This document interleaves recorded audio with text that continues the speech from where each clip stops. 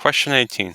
A counterflow heat exchanger increases R134A refrigerant temperature in the evaporator from 0 degrees Fahrenheit to 20 degrees Fahrenheit. The chill water temperature decreases from 60 degrees Fahrenheit to 45 degrees Fahrenheit. What is the logarithmic mean temperature difference, LMTD, for this heat exchanger? So let's map this problem out.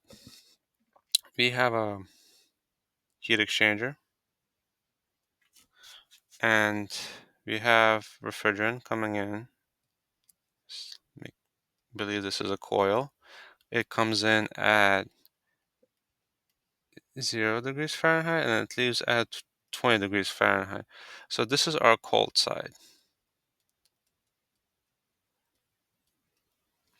Now we have a hot side where the chilled water comes in at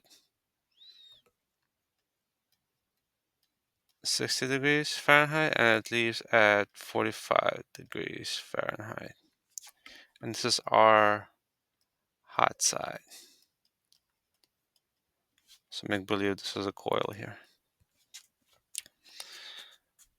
So we can find our temperature difference on two sides. So delta TA will just be 45 degrees. You basically subtract 45 from 0, you get 45 degrees. And then you take delta B on this side, where you subtract 60 from 20, and you get 40 degree temperature difference. For LMTD, which is in the book, I'll modify the formula a little bit. So it's going to be delta TA minus delta TB over natural log of delta TA divided by delta TB.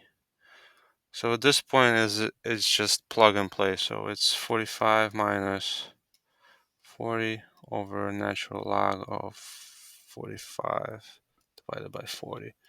And it's going to give you a temperature of 42.45 degrees Fahrenheit. So this is our final answer.